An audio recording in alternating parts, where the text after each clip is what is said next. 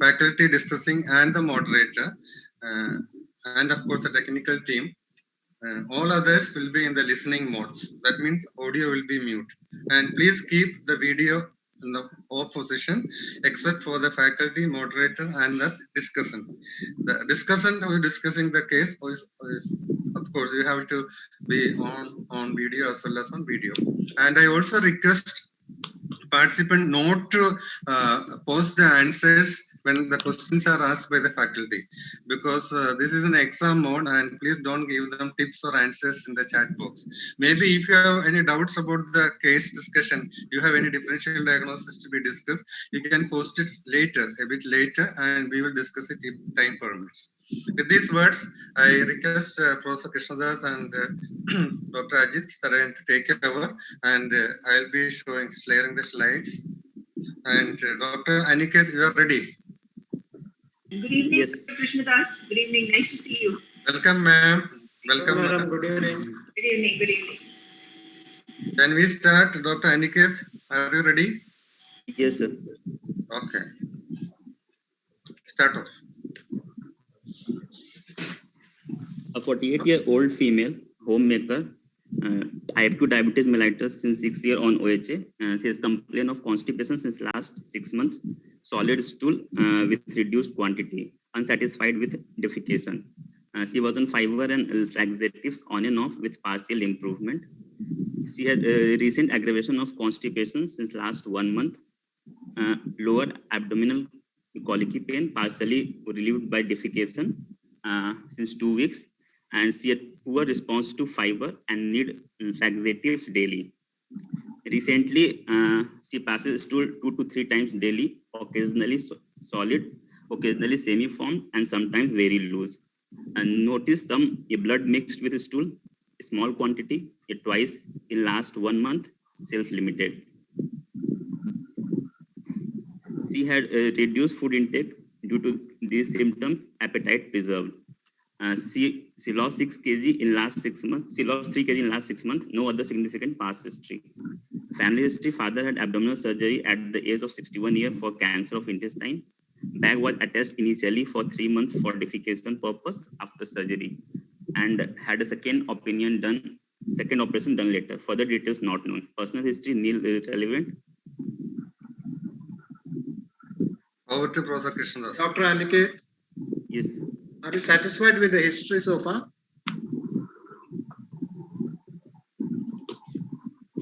So, here is a so I want to go to previous slide. If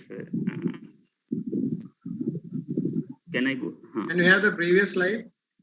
Yeah, it's on. So here is a 48-year-old female with the history of constipation, and she had a recent change in bowel habit.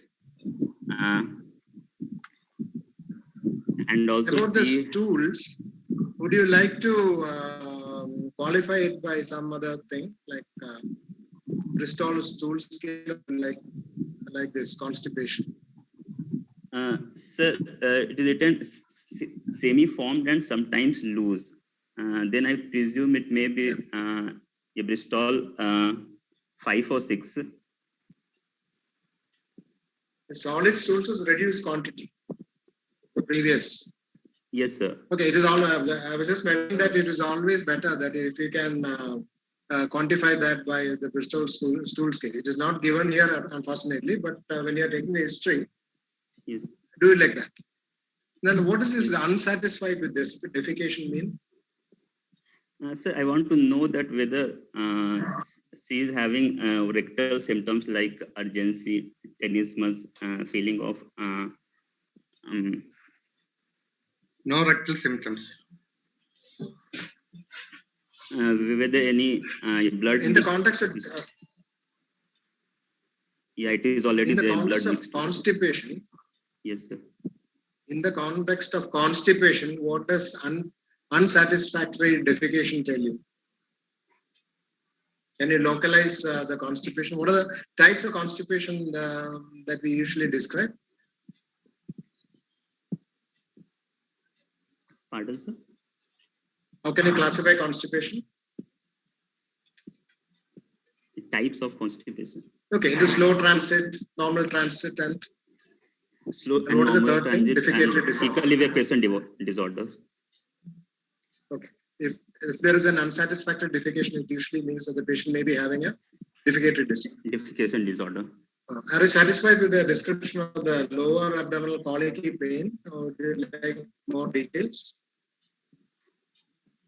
Uh,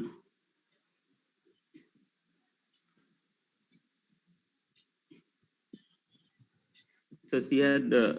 Okay, we'll go to the next slide. Can you go to the next slide? That is fine. That is fine. We'll go to the next slide. Dr. Varghese, you have a backup for him. Dr. no? Varghese, can we go to the next slide? Yeah, there was some. You have a backup for him, no? So you can ask that point also. Pardon? You have a backup for Ankit, no? Aniket. Yeah. Backup is of course Dr. Gajanan. Yeah, so Dr. Krishnadas can swap it. The second person also can come in Can for we go to the. the next slide? Oh, this is okay. This slide. Second slide. Second slide. Okay. Yes, so she had decreased food intake, but she had preserved appetite and she had weight loss also. Okay, fine. With, So and her father had a abdominal surgery at the age of 61 years for cancer of the intestine. What does that mean to you? this family history of malignancies. So, no, is it important? So, if you get this history, what else should you ask specifically to the patient? Any other family member in the family had the history of malignancy, and what is the youngest age when the this was diagnosed? So, you want to know whether this patient fits in the familial malignancies, familial colorectal Yes. malignancies. No? Yes, sir. So, which all malignancies will you ask for? I will ask for any gastric cancer, colorectal cancer, and is a small bowel malignancy, and breast cancer also. Yeah. Then, what about the pelvic malignancies? Endometrium, ovary? Yes, sir.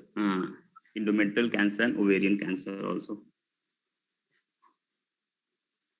So, we don't have any details of these, but you should ask for history of these malignancies in the family.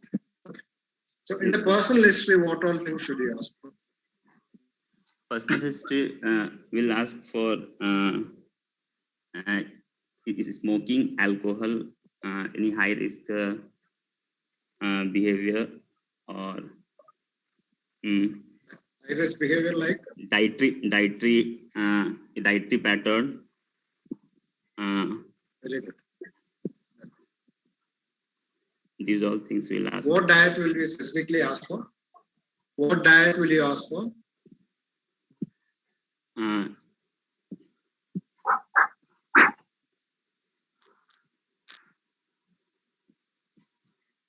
Intake of red meat, Yes, sir. cured meat. These are the things you ask for. Then what about exercise? Yes, sir. We'll ask for the lifestyle, whether it is a sedentary lifestyle or whether she's doing exercise regularly or not. So, what is your, just sum up and give a diagnosis? Pardon, sir. Can you sum up, please, and give a diagnosis? To summarize, sir, here is a 58-year-old female with a history of constipation since last 6 months, with a recent change in a bowel habit in the form of diarrhea, with a 3 kg weight loss, and the family history of malignancy. I would like to consider here the malignancy first. Colorectal cancer. What malignancy? Yes. Okay. Fine. So your colorectal cancer, I will write.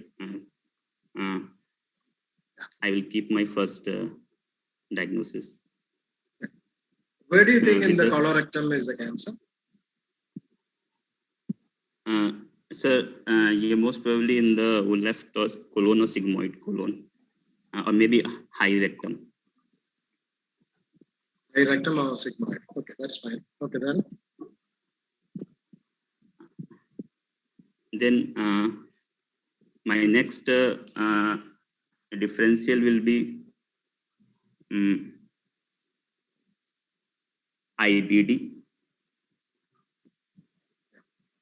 What IBD? Ulcerative colitis. And why do you think of IBD and what IBD? I will think here of ulcerative colitis because he has the history of chronic symptoms over last 6 months, and she had history of blood in his stool, and no perianal symptoms. Although there is no history of rectal, no history of rectal involvement, but still, I like to consider ulcerative colitis more as compared to Crohn's disease. What about anal verge bleed? Do you consider anal verge bleed? Sir, in anal verge bleed, the blood will not be mixed with the stool. If there will be hemorrhoid, then it will be the streak of blood will come, and if there will anal fissure, the streak of blood will be over the stool. There is no history like that, sir. It is commonly like that, but mixing of blood with stool does not completely rule out anal verge. Okay, anything else? Then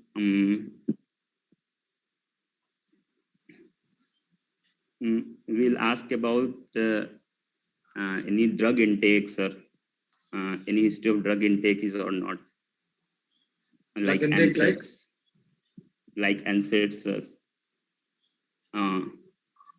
There is no history of any drug intake.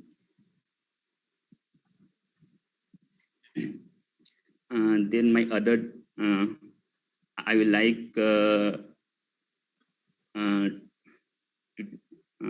ask.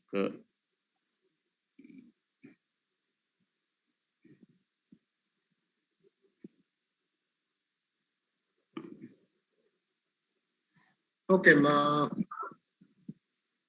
Ajit, do you have any questions? Dr. Ajit? Okay, can we go to the next slide, please?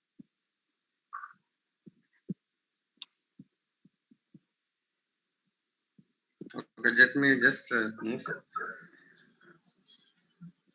On examination, she had a mild pallor, no lymph node enlargement, BMI 21, pulse 82 per minute, BP 146 by 90.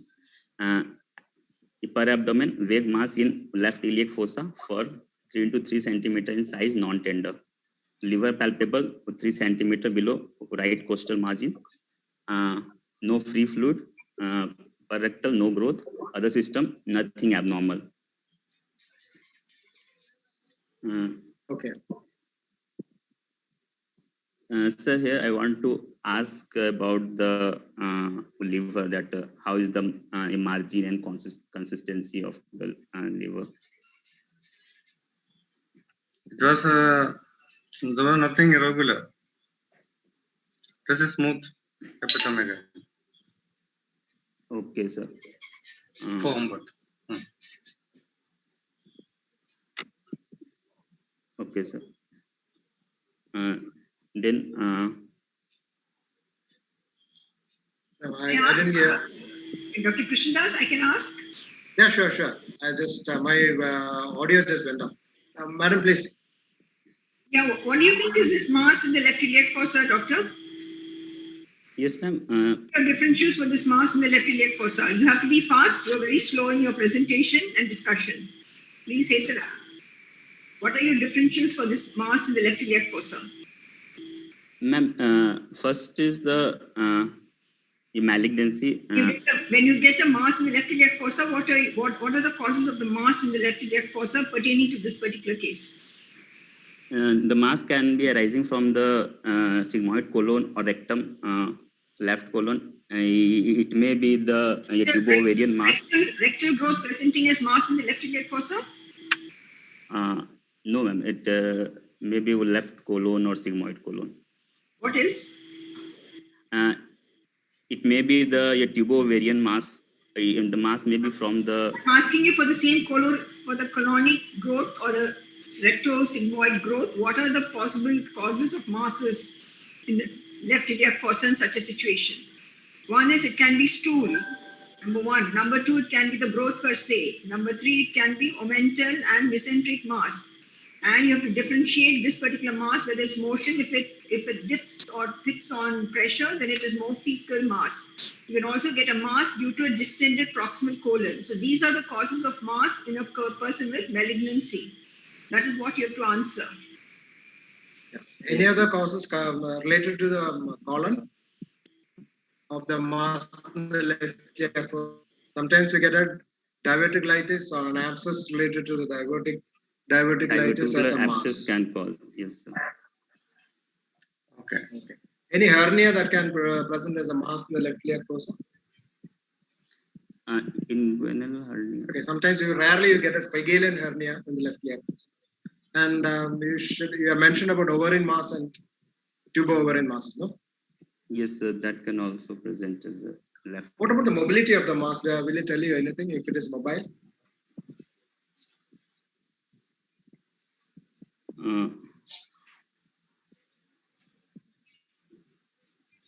The mobile mass is most probably because of the. Okay, go to the PR. What does PR tell you? PR, there is no growth, sir. Here. So it means that it is not in the lower rectum. Yeah, it is not in the lower rectum, sir. Any additional physical signs that you look for? How many centimeters can you feel in the rectum? What do you think should be what will be the maximum extent of the growth that can be felt by the palpating finger? 8 to 10 centimeter. What's the length of the anal canal? 8 to 10 centimeter. Length of the anal canal? These are the questions that are asked in the exam. Okay, so when you do a rectal examination, just remember it's your index finger. You have to measure the whole thing with your index finger. If your index finger is just about 5 centimeters, you may just pick up a low rectal growth. That's it. So these are the things you have to be very careful. They do ask about the length of the anal canal, what will be the longest length that you can feel, and it all depends on the size of the index finger. And doctor has asked you now, what are the additional physical signs? Come on, quickly tell. What are the physical signs you look for in this patient? Whether there is left supraclavicular lymphadenopathy is there or not. Left supraclavicular lymph node in a colonic malignancy? No, it is most. Why don't you get a left supraclavicular node in colonic malignancy, as madam was asking? What is the blood supply of the rectum or the venous drainage of the rectum? Hemorrhoidal, superior, middle, and inferior hemorrhoidal veins, sir. Yeah. So what happens? That will drain in the superior, inferior mesenteric. Which veins drain to the portal system and which vein drain to the systemic system? So superior and the middle, you drain in the inferior rectal vein, and the inferior hemorrhoidal vein would drain in the pelvic IVC. IVC. Yes, sir. Okay, so what is the diagnosis now? What are the other signs you look for? What are the additional physical signs that you look for in a colonic malignancy?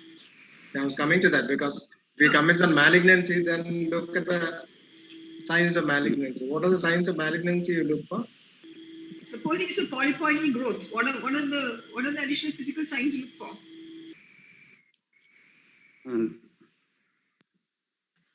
We'll give a clue in the general examination. Colonic polyps. What are the physical signs you look for in colonic polyps? In Peutz-Jeghers, ma'am, there will be the pigmentations will be there. your oral pigmentations.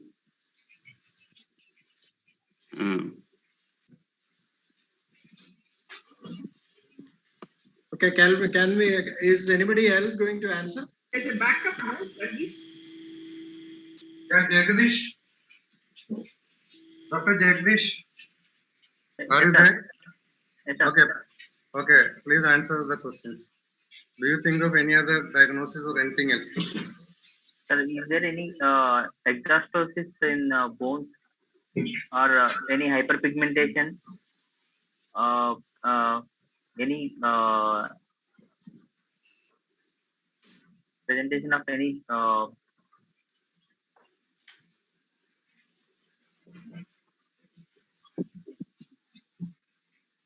Okay, can we go to the next slide?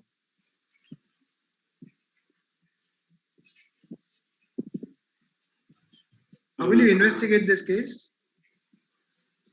First, we will do the a blood workup, sir, like CBC, CRP, CEA. What do you expect in the blood workup? The hemogram? In hemogram, she is having history of chronic blood loss. Therefore, we may get anemia, low HB. Anything else? Anything that is missing in the hemogram here that you think is important? What about MCV? MCV is not this. Go on to the next. In anemia of a chronic blood loss, MCV should be reduced. Go on to the LFT. LFT total count is total bilirubin 1.2 and direct 0.7. Dr. Varghese, what is the normal of alkaline phosphatase for this 190. patient? 190. Okay. AST, ALT 76 and 64, alkaline phosphatase 230 and total protein 7.2 with albumin 4.1. So what does that tell you? Here there is a mild transaminase with elevated alkaline phosphatase. So what would be due to? There may be possibility of liver metastasis. Okay, one is metastasis. Good. Then another possibility is PSC, primary sclerosing. PSC. So, okay. Then anything else more common? She is a diabetic, middle-aged lady. NAS, sir. NFL should be thought of. Okay, fine. Yes. These are not natively well controlled. RBS is 182. Okay, carry on. 182 creat. Creat is 1.1. Ultrasound fatty liver grade 2 with focal hypoechoic lesion, 3 into 3.5 centimeter, segment 7. No lymph node enlargement, no ascites. Okay. What do you do next?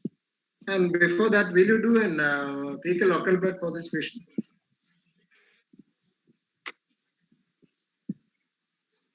So already she is having You won't do it. blood in his stool. Because you will not do it. That is the answer. Okay, what is the next line of investigation? We'll go with a CCT abdomen, sir, to evaluate the. Why CCT before colonoscopy? Since there is the liver as well, therefore we want to see the extent of the liver involvement, lymph node involvement, or any other good, metastasis. Good. Can we go to the next slide? CCT. Can you rate the CT? What is available? Oh, sorry. Okay, it's already there. Okay, just read out. CCT asymmetric thickening from rectosigmoid junction to proximal rectum for 5 centimeter. 60% involvement of circumference of proximal rectum, serosa intact. Luminal narrowing at rectosigmoid, few pericolic lymph node and along left iliac vessels, maximum 12 mm. Liver mild enlargement with hypodense lesion 3.5 into 4 centimeter in the segment 7 with mild enhancement of margins in portal phase, no ascites. Supposing the liver was normal, what would be the stage of the disease? Krishnas, what was the ultrasound finding? It didn't pick up the lesion, is it? Ultrasound, there was a focal lesion in the liver. Ultrasound didn't show any mass lesion. How surprising, 3.5 to 4 centimeter. It would have been No, no, taken no. by. In the liver, there was a focal lesion, Yeah. but pelvic mass was not picked up. That's okay, but I think the choice of investigation would be a rectal colonoscopy rather than going for a CT. No, first we have to identify what the lesion is, and then the CT. That's what I would. I mean, Yeah. this is He what went for the CT because the ultrasound was showing the focal lesion. I think that may be acceptable. But in the exam, I think sometimes they most of the times the government sector examiners don't like the CT coming ahead of the basic endoscopic procedure. So I mean, I think that. Okay, okay. I think diplomatic would be the patient would require a colonoscopy Both the and CT, a CT. And it depends upon the availability of the slot, which is earlier, no? That's the best answer. Yeah. Yeah, diplomatic. So supposing this patient did not have the liver lesion, what would be the stage Yes. of the disease? Since few lymph nodes are positive, therefore it will be N1, then stage 3 will be there, sir. Stage. Okay, fine. Now it is stage 4. Can we go to the CT picture? And the first image, Yes, sir, very clear. Okay, Yeah. go ahead. it is the CT abdomen, a transverse section showing thickening. It's a bit difficult to see. Go to the liver cut. Liver cut. What does it show? In the liver, there is a hypointense lesion seen in the right side of the liver, right lobe of the liver. Which segment and, is it? Can you make out the segment? Okay, can be segment segment, 7 or 8. 7 or 8, Like, sir, yes, sir. okay, fine. Okay. IVC is normal. Okay. And this is the endoscopic picture, sir, showing the ulcer a proliferative growth involving almost 75% of the circumference, but not occluding the lumen. And we can see another polypoid lesion, sir, in the small picture. Why is it that tumors on the left side are sort of more or less circumferential? Usually in the right colon you get big masses, whereas in the left colon you get circumferential growth. Why is it like that? It is because of the circular arrangement of the colonic lymphatics, so that the growth grows circumferential. Okay. Yes. So what next?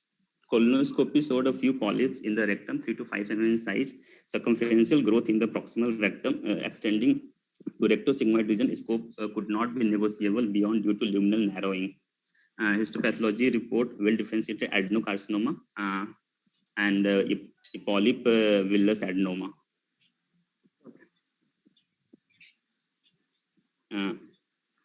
So what next? Whether we can go for the PET CT to look for the. You want, why PET CT? What are the indications of PET CT in a patient with CA rectum? To look for the metastasis, because already we have one metastasis in the liver. Therefore, PET CT is indicated if the findings are equivocal or there is any contrast to any contraindication for contrast. And if you have a surgically resectable MET in selected patients also, you can go for a PET CT. Which is the investigation of choice for assessing the CA rectum or CA colorectum? for local infiltrations, it is endoscopic ultrasound, sir, or MR pelvis. Basically, it's a high rectal cancer. So in this, which would you prefer, EUS or MRI? MRI, sir. Just said EUS. Okay. Why MRI? Because in pelvis, sir, the MRI has better sensitivity for the. MRI and EUS are almost equal in detecting spread as well as the local lesion. Okay, MRI is the preferred investigation choice. Yes. Any other blood investigation that you would like to do?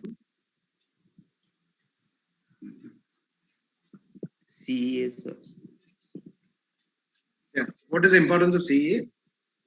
You already got a metastasis in the liver, so why should you do a CEA?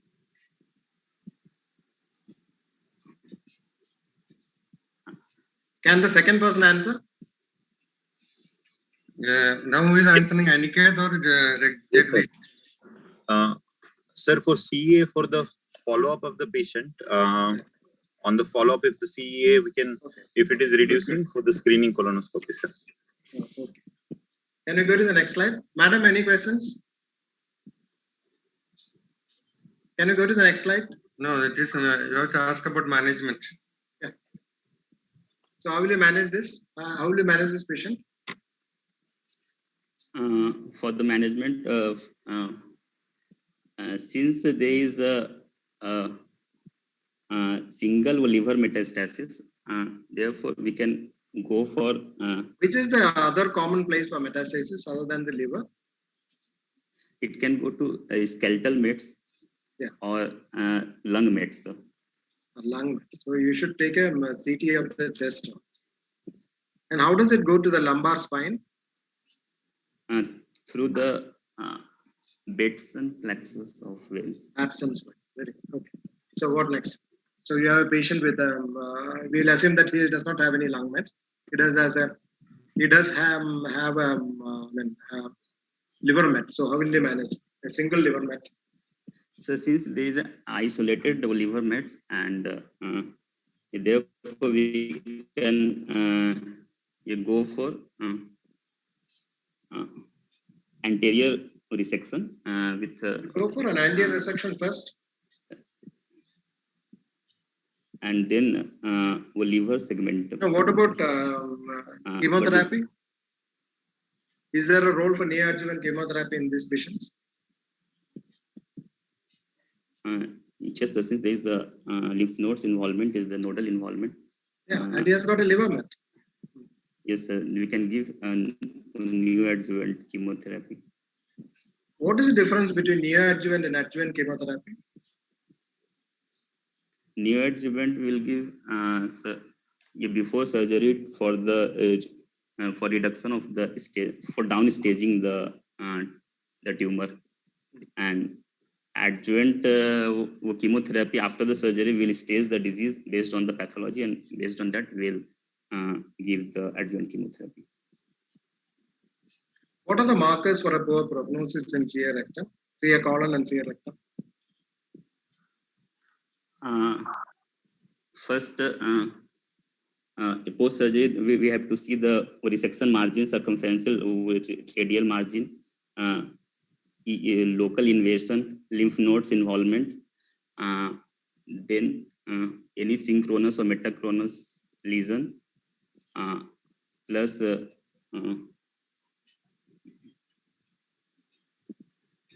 Okay, you have done the surgery, you have done the pre-op neoadjuvant, you have done the surgery, you have done the liver resection for the metastasis. So how will you follow up this patient? We'll follow first, since here, sir, the This scope was patient. not Yeah. Yes, sir. Good. Here, sir, the complete colonoscopy was not done because scope was not negotiable. Therefore, Okay. after surgery, first I will call after 6 months for the complete colonoscopy, and we'll follow from the. Why do you want to do a colonoscopy at 3 to 6 months? To look for any synchronous lesion or metachronous lesion. No. Within 6 months, you don't get a metachronous. After 6 months is metachronous. No? Okay, what is the chance that this patient may be having a synchronous lesion? So there is high chance because. Is there any percentage that you can quote? Synchronous malignancies. Okay, that is fine. Okay. 6 to 7%. So after 3 to 6 months, you have done the colonoscopy, and after that? If the colonoscopy is normal, sir, then we will repeat colonoscopy after 1 year, 3 year, and then 5 years. Sir. And with 1 year after your 3-month colonoscopy, and then 3 years later, and then 5 years. Sir. Every 5. If it is normal. Okay. What about CEA? We'll do first 6 monthly CA. Is it 6 monthly or 3 monthly? 3 monthly, sir. 3 monthly for 2 years. For 2 years, and then we'll do 6 monthly. Any other investigation that you have to do when you are following up with such patients?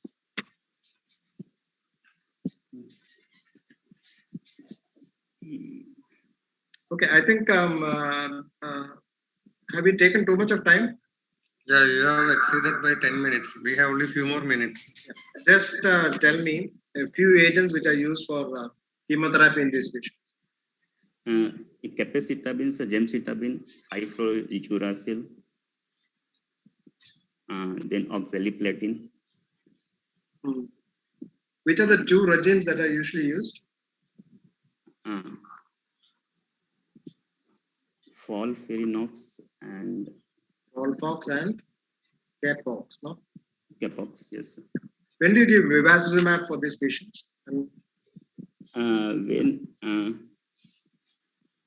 When the HER new receptor is positive, sir. And what drug do you decide on with KRAS mutations?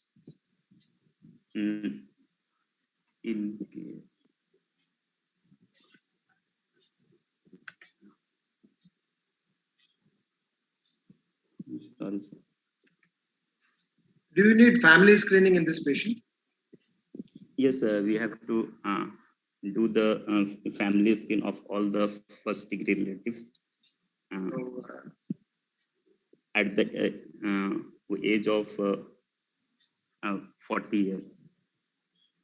10 years prior to the age of this patient. Sorry, here sir, it is 51 years, sir, because she had the malignancy at the age of 48. No?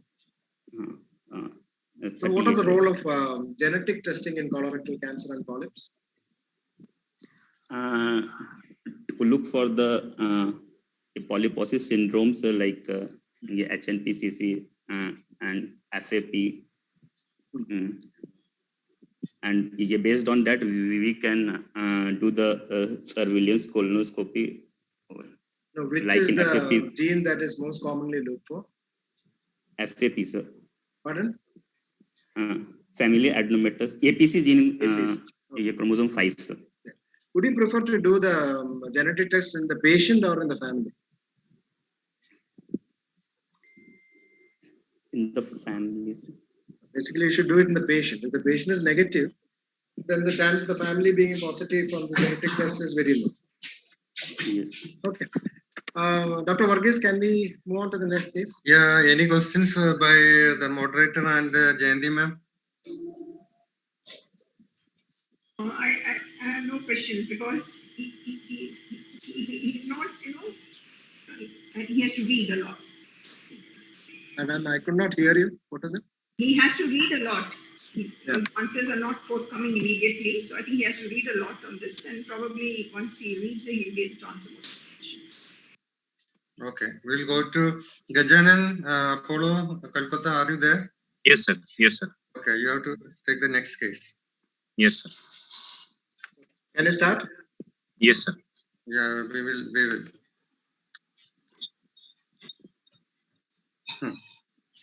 Ready. Yes, sir. This is a 62-year-old male, known case of IBD, ulcerative colitis, for last 12 years, with involvement up to the cecum, who had steroids and azathioprine, was on 5-ASA regularly, 1.2 gram twice daily. There was irregular treatment. Sorry, sir, the slide. There was. Let me just clear it out. Okay, is it okay now? Yes, sir. He was on 5-ASA regularly, 1.2 gram twice daily. Irregular treatment since March 2020 due to financial issues. Worsening of symptoms 3 months ago. The daytime frequency was 4 to 5 and nighttime was 1 to 2. There was small to moderate volume, loose to semi-formed stools. Blood loss was 1 to 2 spoons daily, mixed with stools. The tenesmus was present. There was occasional lower abdominal pain, which was relieved by defecation. What all things would you like to add on to this history? Any other questions that you would like to ask? Yes, sir. Sir, I would like to also ask for, was there any significant weight loss? Yeah. No, that comes from this point. Would you like to ask anything else? Okay, sir. Last 12 years, Dr. Sikam.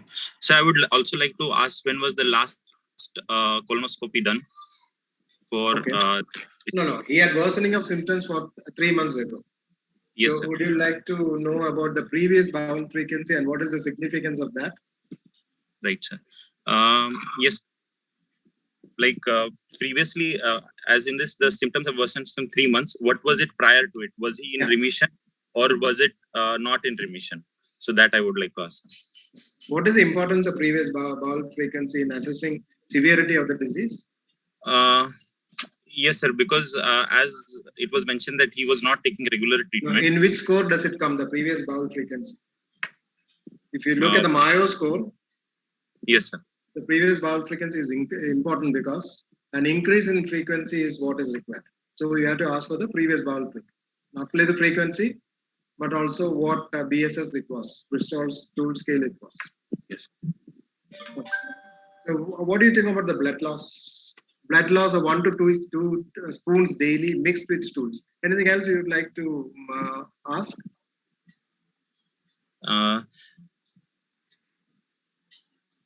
Was there any generalized fatigue, weakness? No, again, it comes to severity. When rule out and which score when you take, it has to be blood in the stools. So you have to ask whether all the stools contained blood. Yes, all this. Okay. When tenesmus is present, what about other rectal symptoms? Sir, urgency I would like to ask for, but as tenesmus is present, the rectal symptoms are there. Okay. So go on. Next slide, please. He is a known case of type 2 diabetes, mellitus and hypertension on treatment with oral drugs. He is a smoker for last 5 years. Patient was put on antibiotics and metronidazole for 5 days by the general practitioner. He had mild improvement for 1 week and then symptoms relapsed. Now the bowel frequency is 6 times per day, stools, loose, blood 1 to 2 spoons daily, and abdominal pain is there on and off with no fever. So the body mass index is 20. This is the history, sir. Yeah, and one more thing you should ask is about the precipitants. Yes, why sir. this patient suddenly deteriorated? What are the precipitants you should ask for? Yes, sir. What are the precipitants you should ask for? Was there any acute infection which has precipitated this in the any infective episode was there? Anything else? Then did he continue the medications or not? If he didn't, then we know that he was on irregular treatment. Irregular. So what all things can precipitate ulcerative colitis? Yes, sir. So one is infection, one is exacerbation of the disease due to this. Then presence of malignancy can be there. Any other drugs that can produce an exacerbation? Drugs? Sir, NSAIDs can be there, sir, which have... Very good. NSAIDs. So you should ask for history of NSAID intake. Anything else? Sir, again, that if he is taking... what about antibiotics? Antibiotic-associated diarrhea and then precipitating the quiescent ulcerative colitis? Yes, sir. Okay. So on examination, his body mass index was 22, pulse was 90 beats per minute, blood pressure was 138 by 82 millimeters of mercury. He had pallor, abdomen, there was mild lower abdominal tenderness, other systems were normal. Per rectal examination didn't do any abnormality. Okay. So what is the, if it is ulcerative colitis, what is the severity of the disease? Yes, sir. Sir, as there is bowel frequency 6 times and there is blood present, blood mix. So this would be severe according to True Love and Witt's criteria, sir. Is it, you don't know whether the blood was there in all the stools? Okay. And it should be more than 6. Okay, then what about the vitals? Sir, as there is no tachycardia, but pallor is there, so that suggests the hemoglobin is low, which is again meets the criteria, sir. If it is less than, so it could be severe or high moderate. Huh? Yes, so sir. What are the differential diagnoses? Can you just sum up and tell us the differential diagnosis? Yes, sir. Sir, my differential diagnosis would be acute exacerbation of ulcerative colitis. My first possibility would be a infective episode, as the patient partially responded to antibiotics. Second possibility, I would like to keep of the any drug-induced exacerbation like NSAIDs. And third is the acute exacerbation of ulcer, means the underlying disease has relapsed. And fourth, I would like to keep any malignancy, although it is less like, means I would like to keep it low on my priority. Okay. So how will you proceed further? Will you admit the patient? Yes, sir. I would admit the patient. I would first like to send a complete blood count. And along with the complete blood count, the serum creatinine, blood urea nitrogen, and the liver function tests, and also stool routine examination. Okay. Stool routine is negative. Yes, sir. Hemoglobin is 10. Yes, sir. Okay. What next? Sir, I would also like to do a ESR or CRP. Okay, fine. What other investigations will you do to make the diagnosis? Yes, sir. As the patient is having acute exacerbation, I would like to do a unprepared sigmoidoscopy. And with the can we have the sigmoidoscopy picture? Are you not having it? Can you yes, see sir. it? Yes, sir. Okay. So there are multiple pseudopolyps seen with ulceration and bleeding from the pseudopolyps. And the vascular pattern I am not able to appreciate. So there is loss of vascular pattern also. So by the Mayo scale, what is the severity or what is the score of the mucosal appearance? Sir, this would be score 3, sir. Do you say it's score 3? Yes, sir.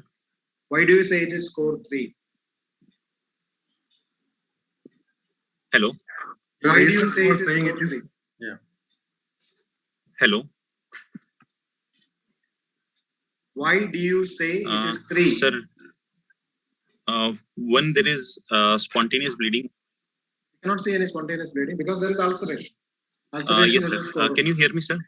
Yeah, we can hear you. Can you hear me, sir? Yeah, we can hear you. Yes, sir. Okay. So can we go to the next slide? Dr. Gajanan, are you there? Yes, I'm here, sir. Sir, I say score 3 because there is spontaneous bleeding. Now, I'm not sure whether it is due to the friability of the mucosa. If it is due to the friability of the mucosa, I would prefer score 2. And if it is spontaneous bleeding, I would like to go for score 3, sir. Actually, I cannot make out any spontaneous bleeding. I can make out the ulcer. Okay, sir. Okay. Okay, anyway, it's 3. Fine. Yes. So how will you manage him? Sir, means while the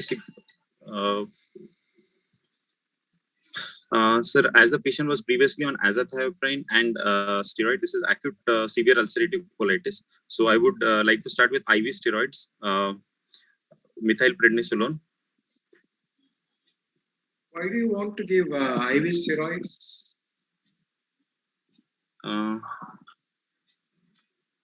It is borderline between moderate and severe ulcerative colitis. Yes, sir. Then we can also give enema of this enema preparation, which will cover the left-sided colitis.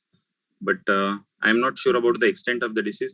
If it is the patient was having extensive colitis previous. Yes, sir.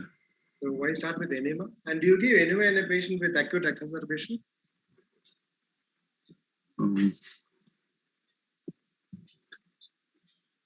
No, sir.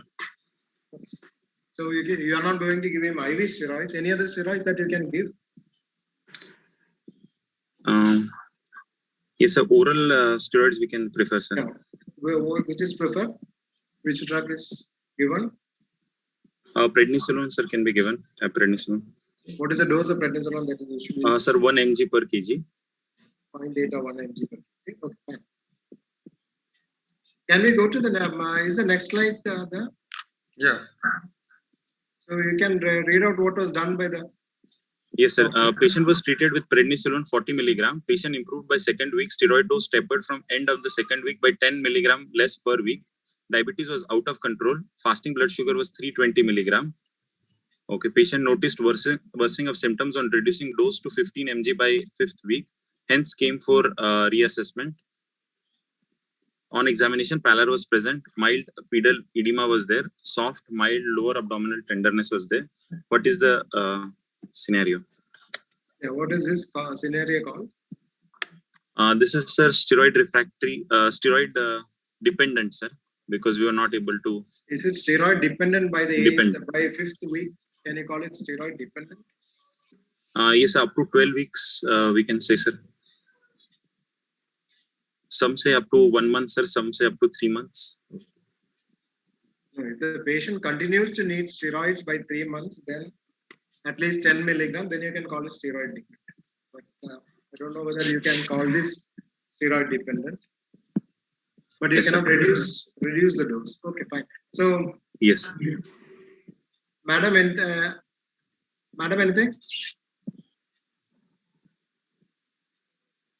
Okay. How do you, would you like to know how severe was the worsening?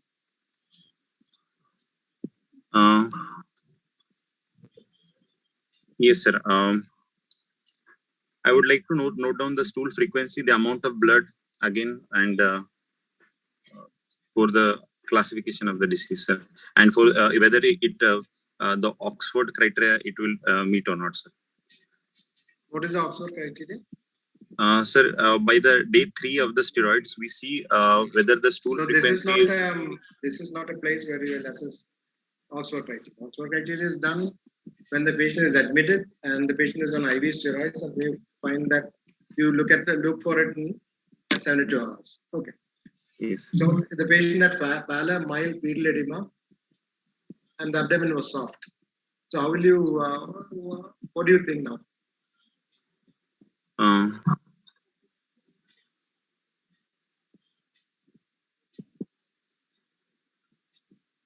Sir, What I does would like mild to. pedal edema indicate?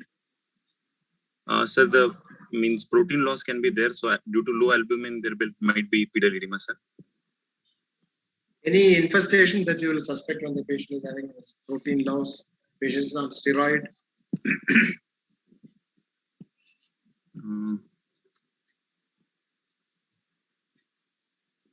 So how will you evaluate him?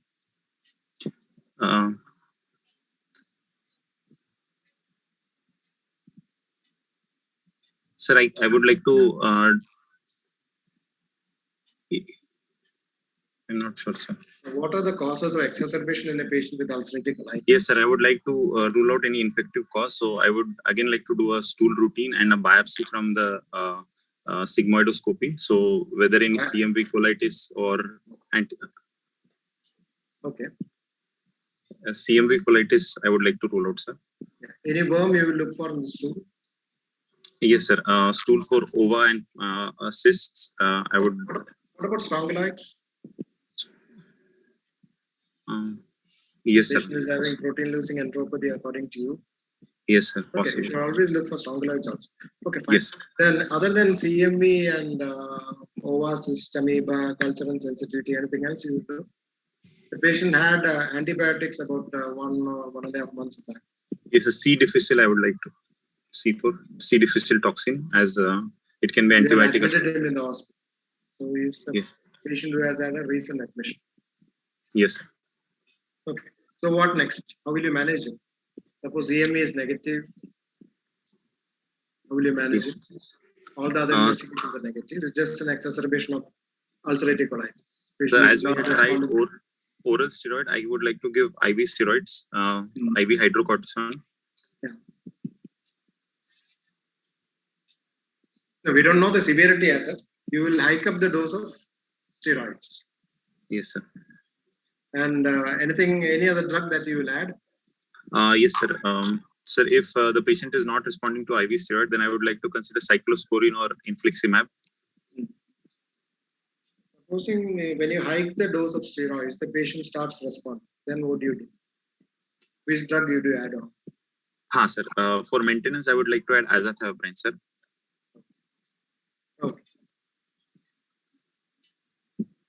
Would you do a full length colonoscopy in this patient?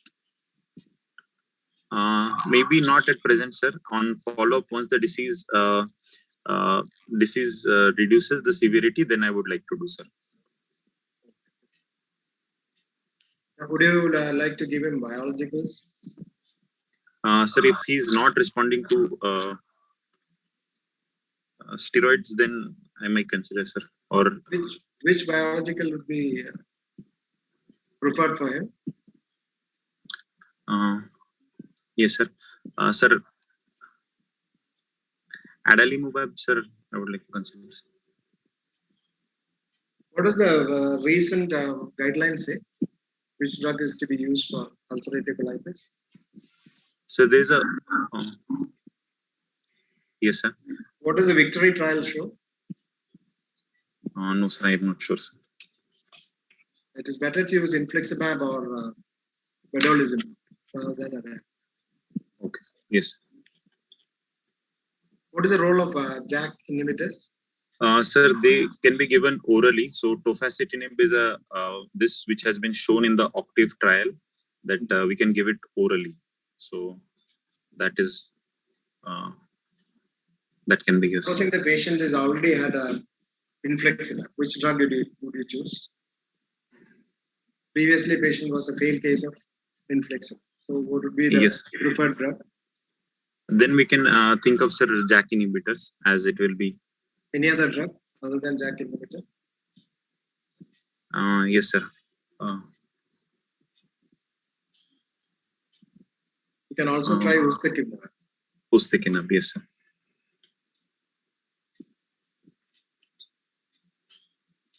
How will you manage CMV infection?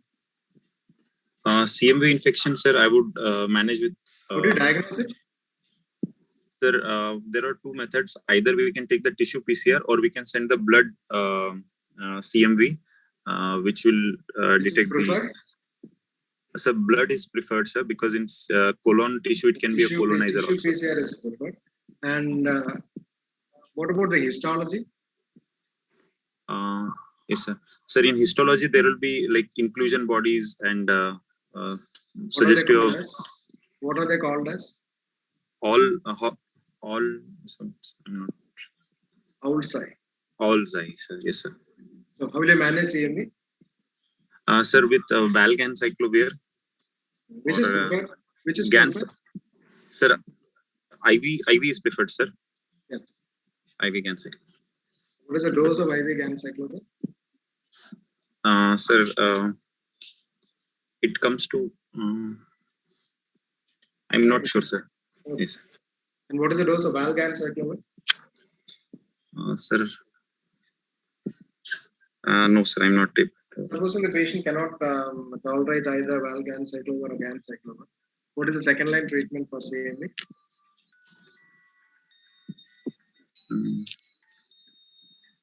Okay.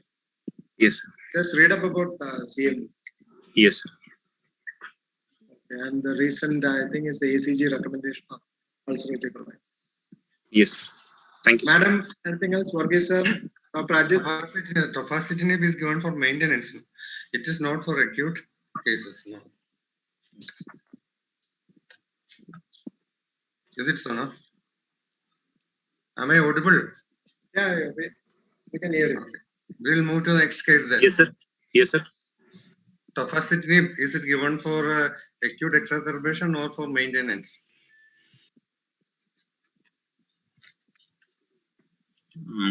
Okay, read Sir, up. maintenance. Okay, we'll go to the next case. Dr. Yes. Manjunath, are you there? Yes, sir. I am there, sir. Okay, next case. Good evening, sir. Good evening. Start. 53-year-old female, bank manager, bleeding PR 1 week ago, profuse in quantity, 500 ml, associated with giddiness.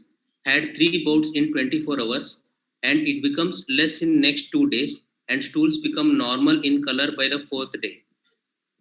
No alternation of bowel habits before or after the bleeding. Mild lower abdominal pain, colicky pain noted on the day of bleed relieved on defecation. History Just Are you satisfied with the history? Sir, I want to know what are there any precipitating factors for the What about the bleeding PR 1 week back? Anything else you want to know about the other than the quantity? what is the color of the bleed, sir? Color. What is the significance of that?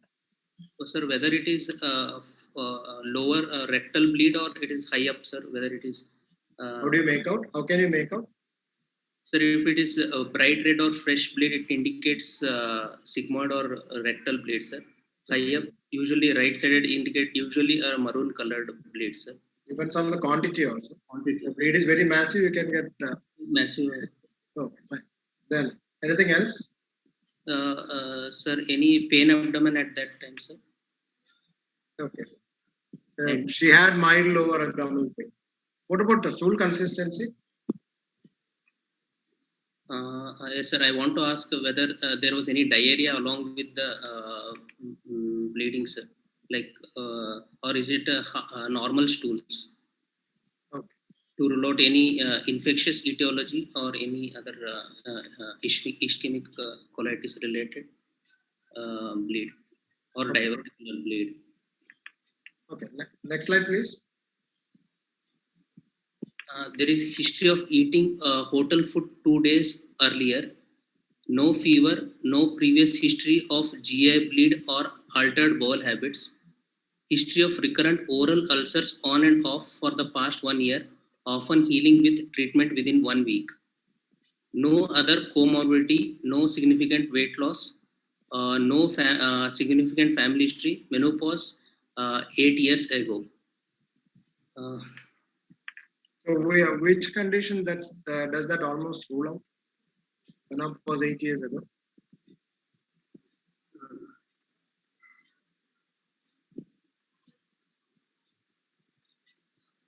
Can you get bleeding PR once a month, once or 2 or 3 times every month? What condition produces such endometriosis? And so, any further details you require? So any joint pains, arthralgia, rash, fever? Why? Manifestations, sir. Why? To rule out IBD. IBD producing this heavy bleed? Unlikely, sir, but we can still keep a first episode of IBD presenting as acute diarrhea. This patient had massive lower GI bleed. So what are the differential diagnoses?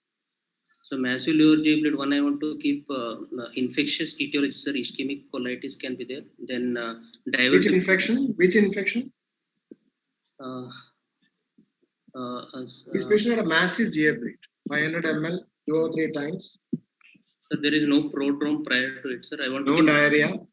Diverticular hemorrhage as a first possibility, sir.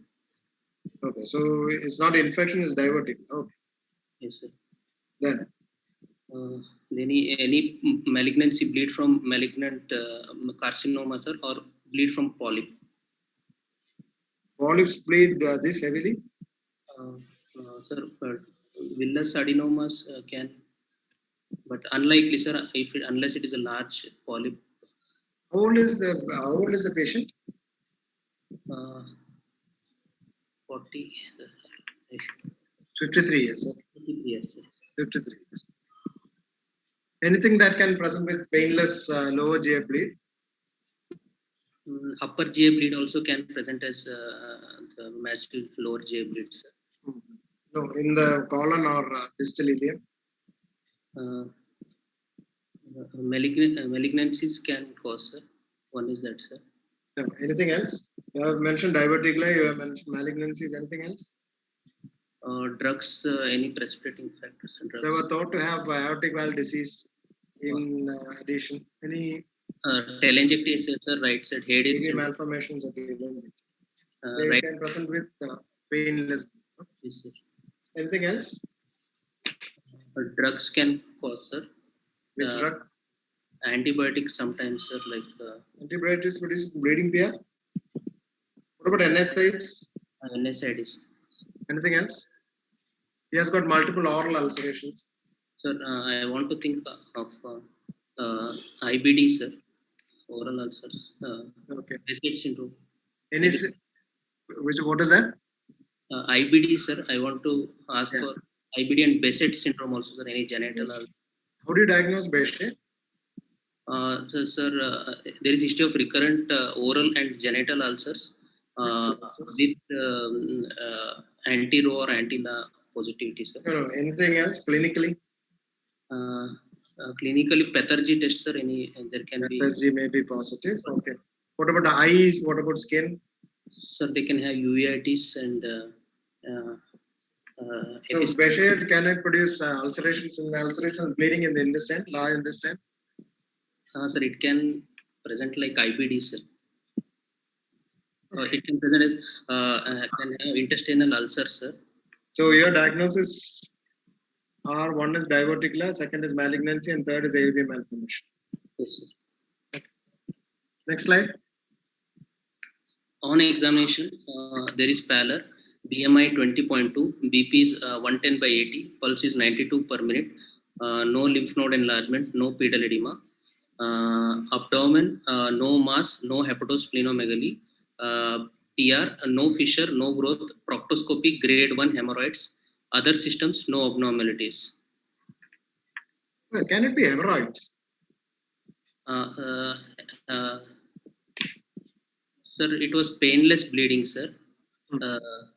And Hemorrhoids produce painful bleeding? External hemorrhoids usually, sir. External hemorrhoids are universally painful? No, sir. Only thrombosed hemorrhoids, which are usually painful. Sir, usually patient has constipation followed by, usually they have some, or usually precipitating factor is constipation. After that, they have a hemorrhoidal bleed, sir. So what additional general exam findings should we look for? In this case, sir, extraintestinal manifestation, as if like previous case, sir, we want to look for polyps, sir, like extraintestinal manifestations of polyps, like in the eyes we have to see CHRP, any osteomas. Do you consider polyps, seriously consider polyps? She's 48-year-old. Yeah. No, do polyps bleed like this? Look for telangiectasia. That may be more reasonable. Yes. Where do you look for telangiectasia? Oral telangiectasia, sir, lips, over the nail beds, and okay. Next slide, please. Investigation. HB was 8.1 of 82.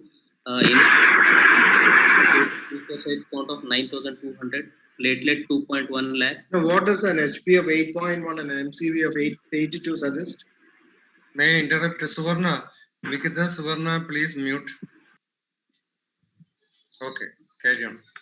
Sir, HB of 8.1 indicates there is an... taken along with an MCV of 82, what does that indicate? Sir, there is no microcytic hypochromic anemia. No microcytic anemia, sir. No evidence of chronic bleed. No chronic bleeds. Okay, fine. RBS is 92, creatinine 1 milligram per deciliter, and LFT is within normal limits, and chest X-ray is within normal limits. What is the significance of chest X-ray in this patient? Sir, to rule out any metastasis, sir, from colorectal. Okay, next slide. So what next? What next? I want to do colonoscopy in this patient, sir. After preparation. You want to do a colonoscopy? Okay, fine. This is cecum. I am seeing ulcer, sir, in the ascending colon, just above the ileocecal wall. Yeah. Large ulcer, sir. So what are the causes of such ulcers? One is any infective cause, sir. Like Post infectious any post GI. infection, Yes, sir. post infection with Mm,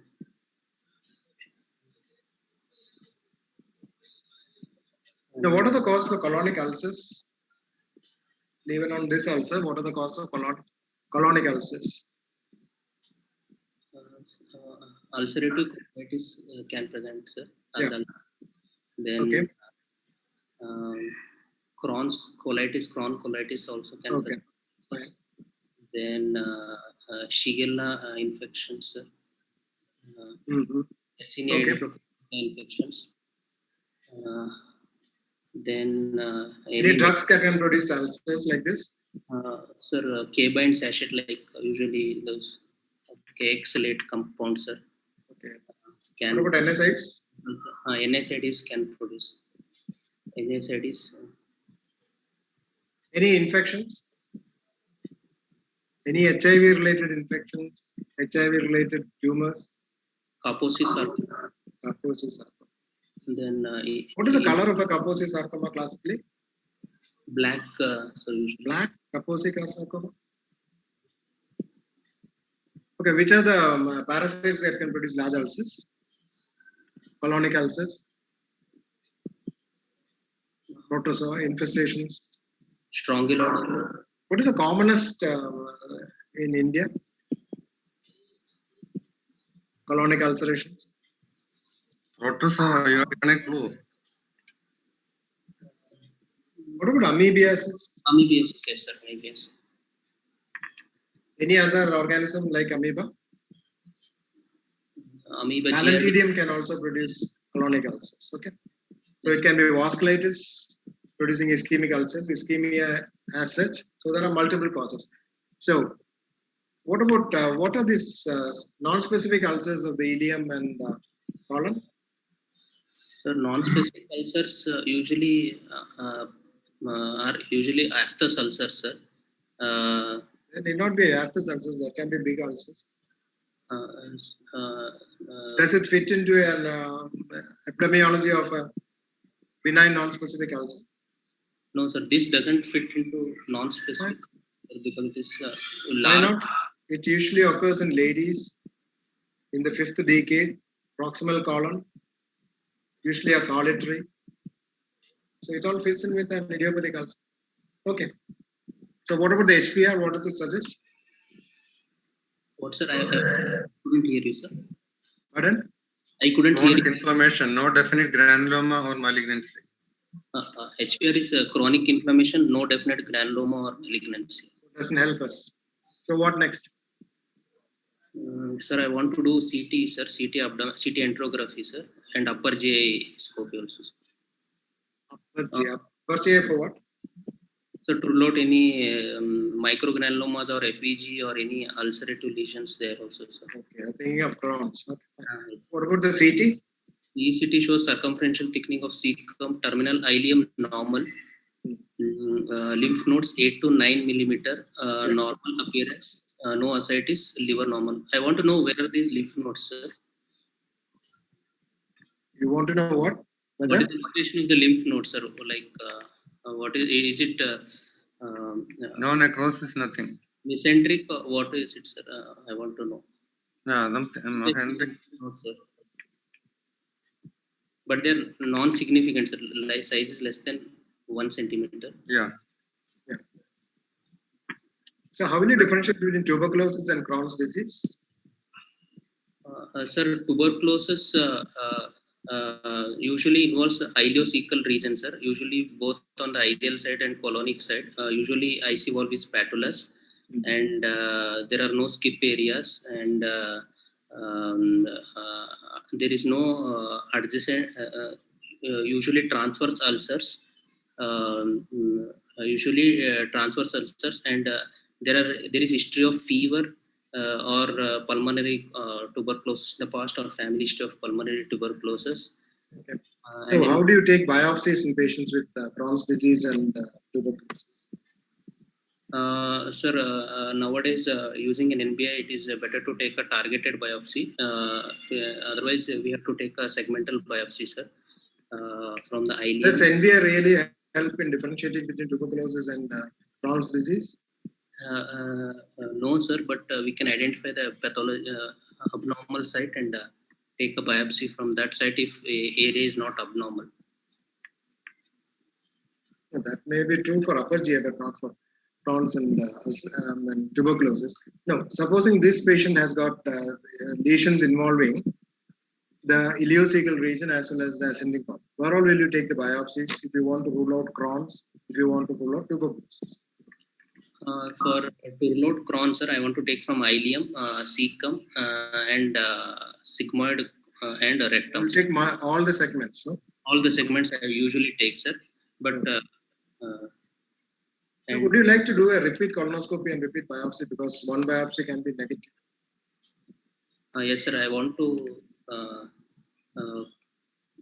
repeat the biopsy, sir. Sir, can we go to the next slide? So deeper section shows ill-defined granuloma, gene expert negative, repeat scopy, HPR, non-caseating granuloma, gene expert, few mycobacterium tuberculosis detected. So what is the diagnosis? Sir, it is tuberculosis, tuberculous ulcer, colonic ulcer. Yeah. So I want to start ATT in this patient. Can you be sure that this is tuberculosis and not Crohn's? Sir, once we get a AFB, most of the times it is tuberculosis, sir. Usually. Okay, good. So we start ATT. Fine. Yes. What is the dose and duration of ATT? Sir, it is same as pulmonary tuberculosis for 6 months, sir. INH, rifampicin, ethambutol, and pyrazinamide, sir. INH 5. Supposing this lady, CT showed a bit of ascites, some amount of coarseness of the liver, and the albumin was 3.2. How will you start ATT for this patient? I want to start a modified regimen, sir. Fluoroquinolones. I don't want to give. Is it based on child score? I want to do child score, sir. Child A, B, or C. If it is child A, child C, I don't want to give any hepatotoxic drugs. Child B, 1 hepatotoxic drug is allowed, sir. Child A, 2 hepatotoxic drugs are allowed. So in all the regimens, pyrazinamide is not given, sir. We can give ethambutol. The CTP is less than or equal to 7. That is child A. Fine. Yes, sir. You give rifampicin and INH, but not pyrazinamide. But if it is 8 to 10, you give 1 hepatotoxic drug. And which is the hepatotoxic drug that you would prefer? Rifampicin. Is it rifampicin or INH? INH has fast. It has clear negativity, sir. Or it acts. Which is a better bactericidal drug? Is it rifampicin or INH? Okay. It's better to start rifampicin. Okay. Well, you started on ATT, and from the 5th day, patient developed nausea and vomiting. You did the LFT. So just tell me what you will do. Sir, in this case, there is elevation of bilirubin, sir, with more than 2. And AST and ALT, what are the normal upper limit of 40. So they are around 3 times of the upper limit of the normal, sir. And alkaline phosphatase is normal. Is not fitting totally into Hy's law, sir.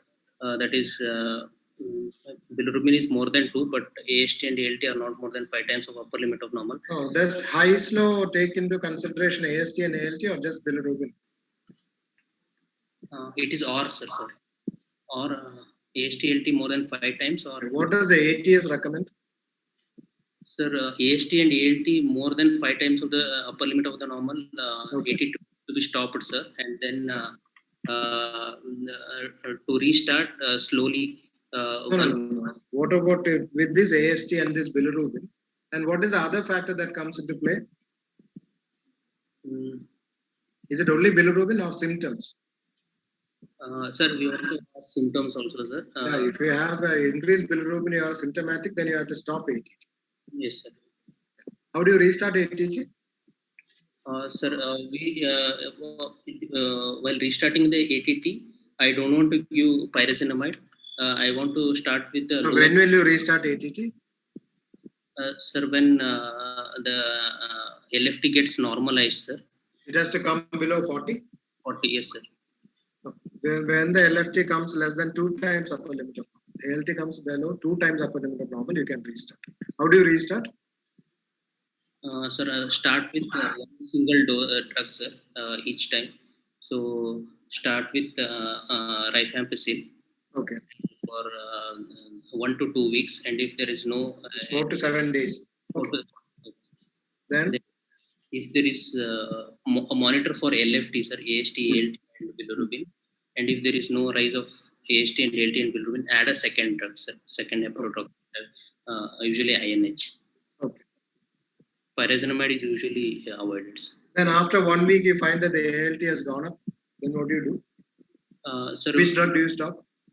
a second drug has to be stopped, sir. Okay, fine. So what are the other alternatives? Sir, other alternatives are we can give fluoroquinolone, sir, Yeah. ethambutol and streptomycin. Okay, fine.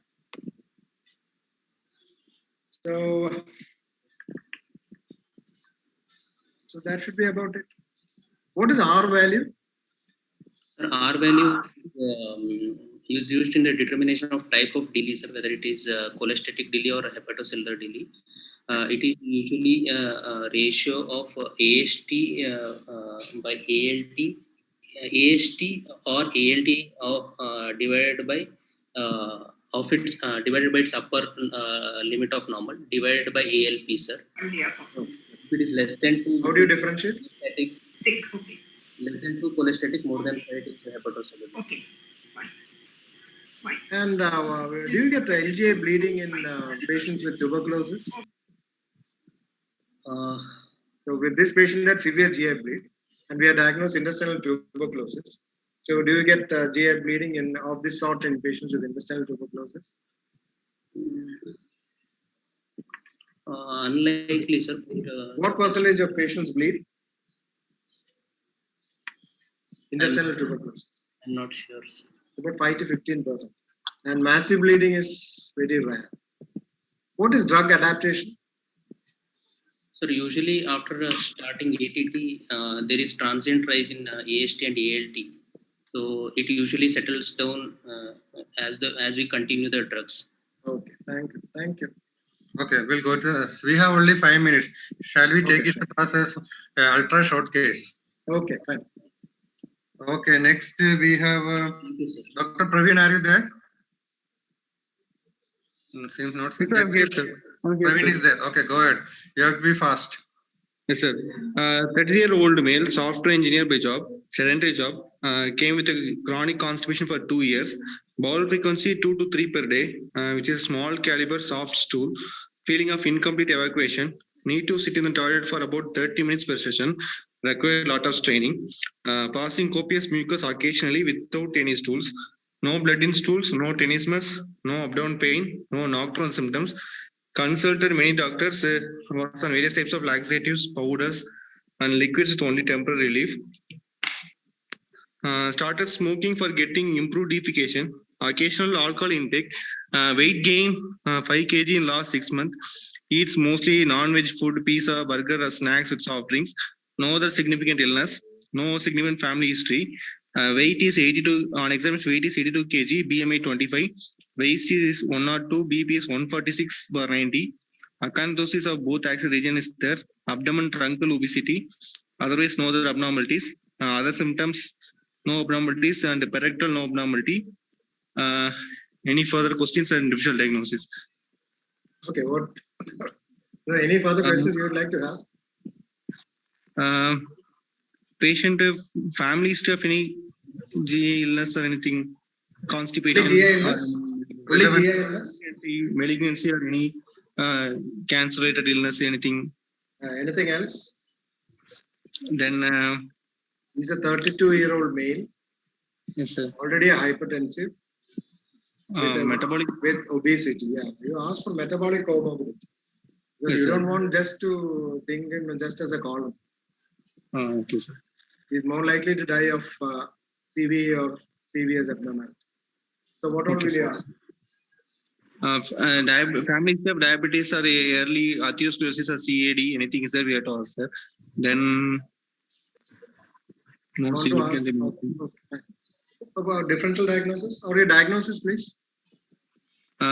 This is a middle-aged young male with multiple smoking, alcohol intake with constipation, with obesity and constipation. Probably. Can you classify the constipation in this patient? Sir, he's having more of straining and maybe defecation dyssynergia. So most probably he's having constipation, probably a defecatory disorder. Okay, fine. Dyssynergia. Yes, sir. Anything else? What about the bleeding? No. Yes, only cough. No, Yes, no there is bleeding. no blood. No.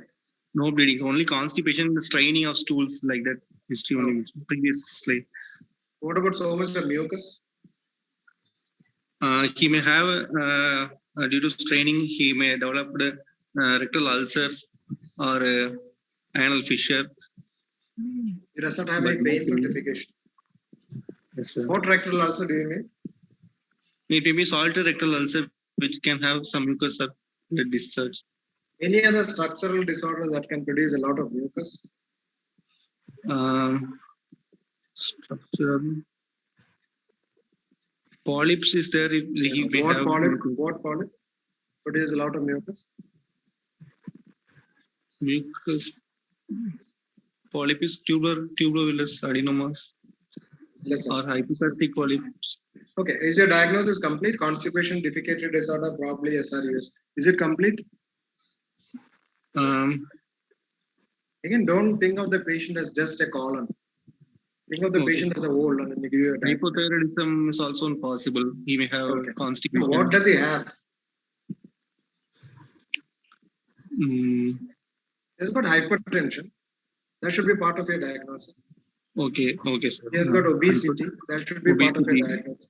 Does he have metabolic syndrome from the details given? Yeah, his waist circumference is high, 1 or 2 centimeter.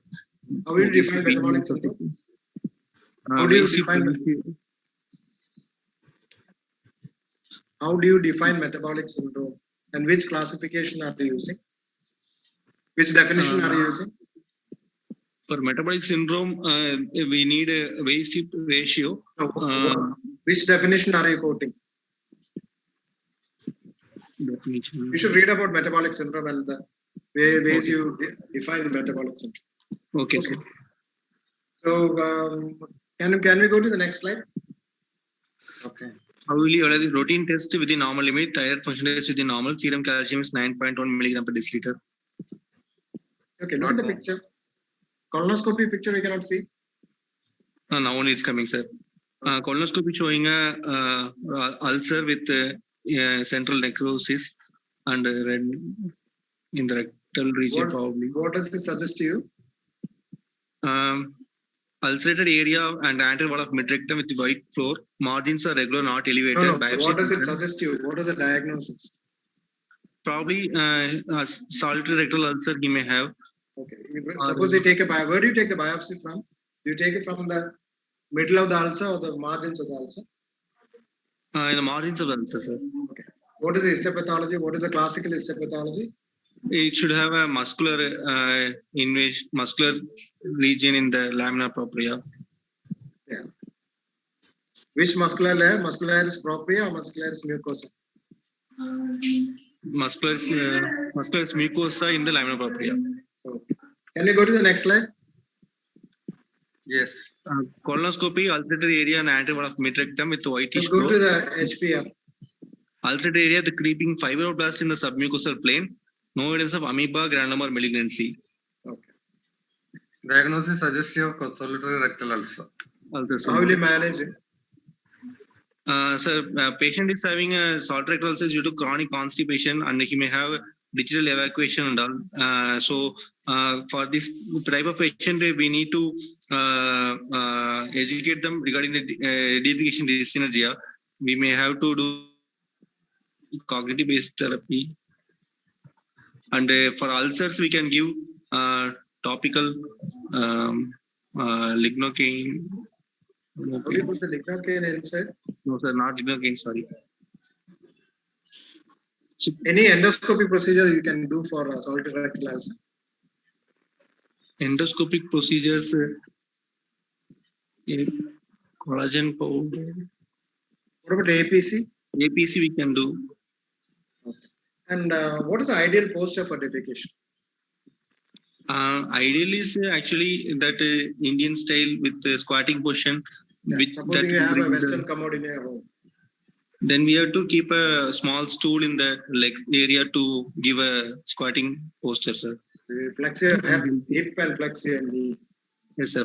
Flexion of knee. How is colonic transit study done? Sir, for colonic transit study, there are multiple techniques like pellets, radiopaque pellets, which can be given at multiple time interval. And what do you look for? And we have to look for the X-ray taken, which is to count the number of the remaining markers. That will help in the finding colonic transit. What do you expect in this patient? In these patients, it will be mostly pooled in the rectal region, sir. Because of the defecation dyssynergia, it will be pooled in the rectal region. How can you diagnose dyssynergia clinically? Clinically, we can diagnose with no investigation, just clinical. Without investigations, rectal examination, we can ask the patient to go for a straining maneuver, in which we may feel the Just tell me how you do the rectal examination. We'll stop. How do you do the rectal examination? For this patient, sir, or routine? Any patient. For any patient, for rectal examination, we have to ask the consent and patient to keep in the lateral position, left lateral position, and we have to look for any pain or any perineal fissure or any ulcers or any fistulas. Then after applying lignocaine jelly, we have to smoothly insert the finger from the posterior to inside, and we have to look for the any mass lesion margins or any ulcers, and we have to ask the patient to grip over the finger to look for the sphincter's function, and we have to ask the patient to strain over when the you are finger. inserting your finger, what do you feel? Inserting, we have to do from the posterior. No. From the posterior to. No, what do you feel? You feel the resting anal tone. Grip. Yes, sir. Resting anal tone and the grip. What does the grip assess? You ask the patient to grip your finger tightly. What does it assess? That will give the patient's sphincter tone, sir. External sphincter tone. External anal. External sphincter tone, sir. Which hand do you use to do the PR? Right index finger. Okay. What about the left hand then? What do you do with the left hand? For left hand, we can use in the pelvis region for support. Pelvis. No. Left hand you place over the abdomen. Why do you place your left hand over the abdomen? Abdomen. How many PRs have you done? Yeah, it's done so many, but abdomen for okay, pressure. You ask the patient to tighten the anal canal around your finger, and what next? Then we have to look in the rectal mucosa, how the we are done. That part is over. We look for growth, we look for the prostate, we look for the cervix, everything that is done. For dyssynergia, what do you do? For dyssynergia, while straining, we can feel the grip. When the patient is straining, actually, the sphincter should relax. In case of these dyssynergia patients, when the patient is straining, the sphincters may have a more contraction, and the rectal descent may not be appreciated. Yeah. What is the normal descent? Normally, it's around 1 to 2 centimeters of descent. 1 to 4 centimeters. Okay, fine. Then what do you feel with the left hand? When the patient is straining? And the patient may have the abdominal muscle contraction, sir. That is very important because abdominal muscles has a contract, and simultaneously you feel the sphincter loosen around your index finger. Yes, sir. Okay, good. Okay, sir. Sir, is that enough? Yeah. Okay, we won't discuss the fifth case, so we don't have time. So that, okay, Jayanti ma'am, your comments and your advice, tips to the students regarding these cases. Much, I think, when discussed. Only thing is, in the exam, what happens when it is live, the history, most of the times we are giving the history, then it becomes easy for them. But the problem is their history taking. So I think we have designed in such a way that somehow they take the history and present. That's the problem. This is what happened in this particular exam, where candidates failed because the history taking was problematic. Here we're giving everything, We're telling what's the history, we're giving the complete lead, the way we would take the history. But theory bit, they're all okay. Yeah, they're able to answer. But the problem is the history taking and examination. So I don't know how to go about that with exam, especially in the COVID times. That's the problem. Let's see. Maybe in this session we can actually deliberately avoid certain points